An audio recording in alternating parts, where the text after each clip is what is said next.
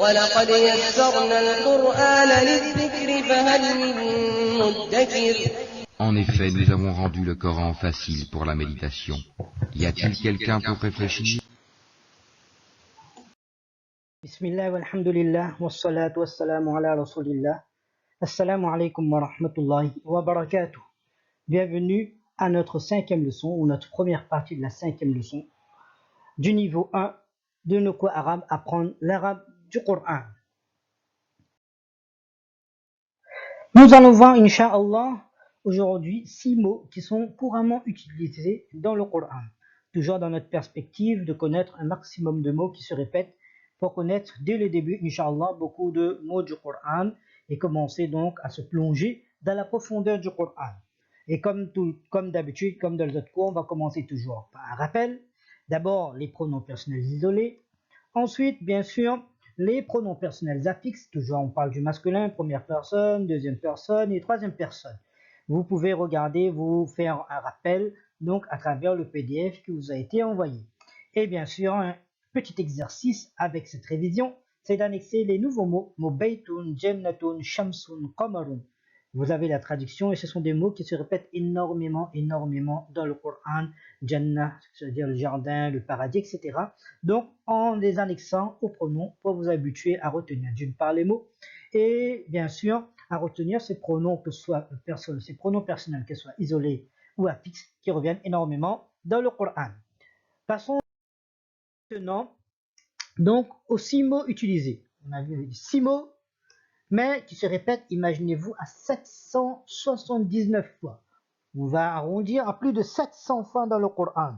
6 mots à 700 fois dans le Coran. Très simple. Et vous allez voir que ce sont des mots très simples et qui se répètent et qu'on certainement on a souvent entendu. Premier, c'est aksaru. Aksaru, qui veut dire le plus nombreux que, ou la plupart, ou la majorité. Donc ce mot-là, bien sûr, il revient à environ 80 fois dans le Coran. Bien sûr, la traduction va dépendre de son utilisation. Ensuite, aqallu, qui est un peu moins utilisé, c'est le contraire de aksar, c'est-à-dire le moins nombreux que, ou bien une minorité, qui revient, lui, par contre, seulement 2 fois dans le Coran. Ensuite, le mot ba'dun, là aussi, je rappelle, concernant les voyelles, double voyelle, ou une seule voyelle, un fatha, ou 2 fatha, ou bien on dit un zabar, ou 2 zabar, ça on verra dans les leçons ultérieures, Inch'Allah, dans les niveaux un peu plus durs, on apprendra les règles. Pour l'instant, on se contente d'apprendre les mots seulement. Donc, ba'dun, qui veut dire certain, ou une partie de, alors, il lui revient à environ 157 fois dans le Coran. Ensuite, le contraire, kullun, qui veut dire la totalité de, ou bien tout, ou bien tous, chacun, ou chaque, bien sûr, en fonction de la traduction, qui revient à plus de 350 fois, 374 fois dans le Coran. Ensuite, l'ada, auprès d'eux. Vous verrez que dans le Coran, souvent des fois, c'est sous cette forme annexée, souvent des fois. Ces mots viennent toujours majoritairement de façon annexée. Mais on peut retrouver aussi seul, donc l'ada, qui vient, lui, à 22 fois. Et ensuite, duna, qui veut dire sans, à l'exception de, en dehors de. Dans les illustrations, Inch'Allah, les exemples, vous allez mieux comprendre les utilisations, qui lui vient donc à 144 fois.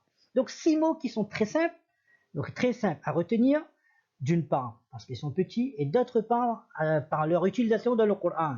Donc qui sont très faciles à retenir et beaucoup qui reviennent à plus de 700 fois dans le Coran. Maintenant, comme toujours, avant à l'annexion, on va l'annexer avec donc les pronoms affixes. Vous voyez, l'ada par exemple, le mot l'ada sera exception. Comme on avait dit au tout début, lorsqu'on annexe avec la première personne du singulier, alors souvent des fois, on met un kasra avant. Mais là, l'ada sera exception. On va mettre un tajdid sur le ya et un fatha ou un zabar, l'adaïya. On ne dira pas la di ici. On va dire l'adaïya, c'est une exception, ça arrive. L'adaïya, c'est une règle, mais la règle, on verra par la suite. L'adaïya, l'adaïna, l'adaïka, etc.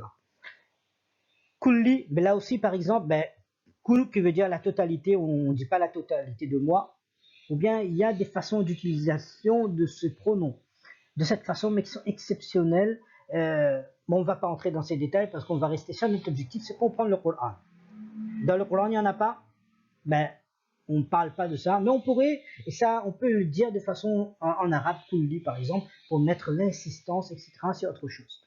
Kulluna, kulluka, pareil, au singulier, souvent des fois, ben, on l'utilise pas. On ne dit pas moi entier ou la totalité de moi. Ça peut se dire, bon, d'une autre façon, dans une autre utilisation. Duni, duna, dunana, dunaka, etc., etc. Donc, dans les PDF, vous pouvez regarder comment ça fonctionne. Et donc, bien sûr, les exercices, pareil, il faudra annexer maintenant aksaru, ba'du, aqallu. Là, pareil, par exemple, pour le mot aksaru, on ne dira pas aksari la plupart de moi. Non, ça n'existe pas.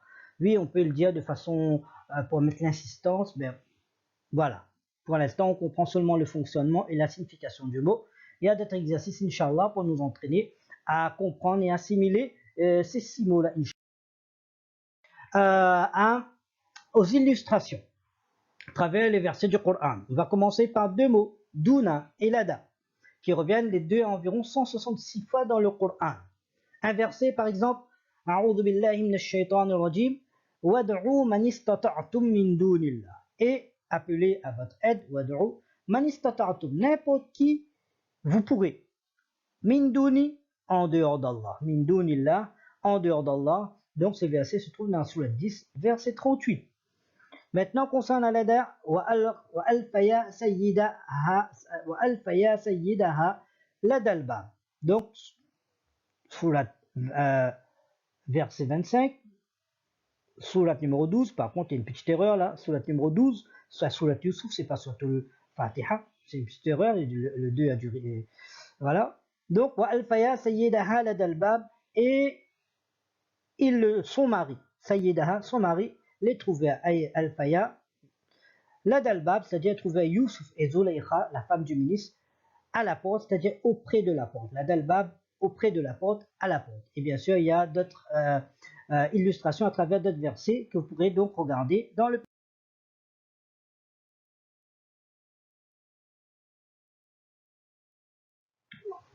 Concernant maintenant le mot kullun et ba'dun qui revient énormément dans le Coran, plus de 500 fois dans le Coran, un verset par exemple, kullun qad alima salatahu wa tasbiha. Chacun, certes, connaît sa façon de prier, d'adorer Allah et de glorifier Allah. Donc chacun, c'est-à-dire chaque créature. Vous voyez, kullun, chacun, chaque créature d'Allah, bien sûr, il connaît sa façon, il adore Allah de sa façon, il connaît comment adorer Allah subhanahu wa ta'ala. De la même façon, Ba'dukum li ba'din adu. Lorsqu'Allah Ta'ala, dans Sourate Al-Baqarah, il mentionne qu'il a envoyé Adam wassalam, ainsi que Shaitan, a envoyé Adam alayhi salam sur terre, ben Allah lui rappelle que certains parmi vous, pour certains d'autres, seront des ennemis. Voilà que Ba'dukum, certains parmi vous, pour certains d'autres, les ba'din.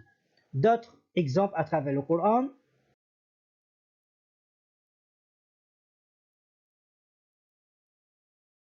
Voilà. Donc, le mot aqallu et aksar, qui reviennent à plus de 80 fois dans le Coran. Par exemple, dans Surat Al-Kahf, Ana aqalla minka mala, je suis pourvu moins que toi en termes de biens. Lorsque Allah cite le récit donc de ces 2 frères qui avaient reçu un héritage. Deuxième récit de la Surat Al-Kahf. Deuxième exemple, Bal aktharuhum la ya'lamun, qui revient énormément dans le Coran, mais la plupart d'entre eux, aktharuhum, la plupart d'entre eux, la ya'lamun, ne savent pas. Et encore donc, d'autres illustrations à travers le Coran. Donc, une leçon très facile, 6 mots à apprendre, plus de 700 mots que vous ne connaissez dans le Coran, en raison de leur répétition, Inch'Allah. Donc, très simple. Apprenez, lisez le Coran, Inch'Allah, vous allez retenir, c'est quelque chose de très simple.